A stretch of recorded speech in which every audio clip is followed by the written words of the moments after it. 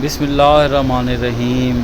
درود و سلام محمد و آل محمد پر صلی اللہ علیہ وآلہ وسلم۔ السلام علیکم۔ تو آج میں ایک ایسا ذکر کرنا چاہ رہا ہوں جو شاید کم ہی لوگوں نے سنا ہو، کہ اللہ تعالیٰ نے دنیا میں جتنی بھی مخلوقات بنائی ہیں تو وہ بے معنی نہیں ہیں، بے سود نہیں ہیں، ہر کسی کا کوئی نہ کوئی اپنا کام ہے۔ تو اسی طرح ہی اللہ تعالیٰ نے جب غار ثور میں آپ صلی اللہ علیہ وآلہ وسلم کو بچانا تھا تو دیکھیں کس چیز سے کام لیا۔ وہ ایک مکڑی جس کو ہم گھروں میں بالکل بے فائدہ بے سود جانتے ہیں، تو اس کو ذمہ لگایا کہ اس نے اللہ کے محبوب کی حفاظت کرنی ہے۔ تو دیکھیں اللہ تعالیٰ کی اپنی مصلحت ہے ہر کام میں، ہر طریقے میں، تو وہ کس طرح اپنے پیارے کی یا اپنے بندوں کی مدد کرتا ہے۔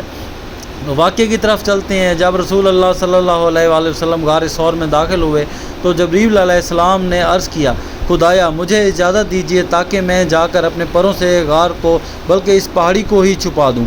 ارشاد ہوا، اے جبرائیل، میرا کمال قدرت اس امر کا متقاضی ہے کہ میں اپنی کمزور ترین مخلوق کے ذریعے مکر و فریب کو دور کروں۔ کمزور مکڑی کو مقرر کیا۔ جب مکڑی کو حکم خداوندی پہنچا اس نے اس وقت سجدہ شکر ادا کیا۔ جب حضرت صلی اللہ علیہ وآلہ وسلم اس غار کے دہانے پر پہنچے، مکڑی نے حضرت صلی اللہ علیہ وآلہ وسلم کی طرف دیکھ کر کہا، مجھ کمزور کو آپ صلی اللہ علیہ وسلم کے دیدار کا وعدہ دیا گیا ہے، تشریف لائیے تاکہ آپ کے زیارت سے اپنی آنکھیں ٹھنڈی کروں۔ حضور نبی صلی اللہ علیہ وآلہ وسلم جب غار کے اندر تشریف لے گئے، مکڑی نے جالا بننا شروع کر دیا۔ حضرت نے حضرت ابوبکر سے کہا، ابوبکر اس مدت سے میں اس فکر میں تھا کہ میری امت باریک پل صراط سے کیسے گزرے گی۔ اب عالم غیب کی خبر کنندگان نے مجھے یوں اطلاع دی کہ جس طرح اس پردے کو ایک باریک تار پر محفوظ رکھتے ہیں، تیرے دوستوں کو بھی اسی طرح پل صراط سے محفوظ رکھوں گا۔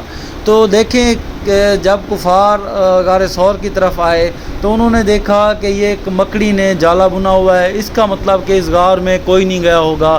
مکڑی ان جگہوں پہ جالا بنتی ہے اپنے شکار کے لیے جہاں پر آمد و رفت یا کسی چیز کے نقصان کی توقع نہیں ہوتی۔ تو وہ یہ سوچ کر چلے گئے کہ جب یہاں تو جالا بنا ہوا ہے، یہاں اندر کوئی نہیں ہو سکتا، اندر کوئی نہیں گیا، تو وہ یہ سمجھ کر چلے گئے اور آپ صلی اللہ علیہ وسلم کی ساتھیوں سمیت جان بچ گئی۔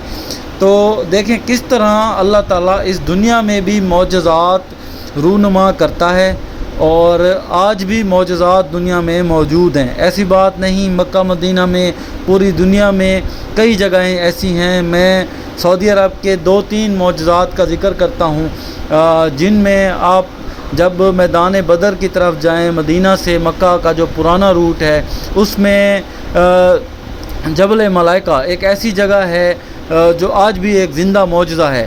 آپ دیکھیں سارا ارد گرد پہاڑ اور صورتحال کا ہے، اس جبل ملائکہ پہ ایک عجیب قسم کی ریت ہے جو نہ کسی ہوا سے اڑتی ہے اور نہ ہی آج تک اس کا کوئی نقشہ چینج کر سکا ہے۔ وہ معجزہ ابھی تک قائم ہے، جو ملائکہ میدان جنگ بدر میں حضور پاک صلی اللہ علیہ وسلم کے شانہ بشانہ آسمان سے اتر کر اس پہاڑ کے ذریعے سے آئے تھے، تو وہ جبل ملائکہ تھا۔ اس کے علاوہ جنگ احد میں حضرت علی علیہ السلام نے جب حضور پاک صلی اللہ علیہ وآلہ وسلم کو میدان احد یا جبل احد سے سائڈ پر لے کر ایک جگہ زخمی حالت میں لٹایا تھا، تو آپ صلی اللہ علیہ وسلم کا سر پہاڑ پر ٹکا اور اس جگہ پہ نقش مبارک بن گیا۔ تو آج بھی وہ قائم ہے جگہ، میں نے پچھلی ویڈیوز میں وہ ڈالا ہوا ہے۔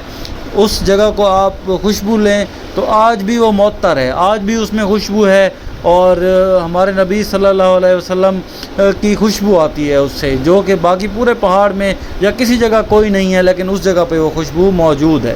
اس سے یہ اندازہ لگایا جا سکتا ہے کہ معجزات موجود ہیں، اس دنیا میں بھی موجود ہیں، اور اللہ تعالیٰ ہر چیز پر قادر ہے۔ بے شک اگر میری یہ تھوڑی سی ویڈیو چند منٹ کی آپ کو پسند آئے تو اس کو ضرور شیئر کریں، لائک کریں، چینل کو سبسکرائب کریں، میرے ساتھ رہیں۔ ابھی تک کے لیے اتنا ہی، ملتے ہیں ایک اگلی ویڈیو میں۔ خدا حافظ۔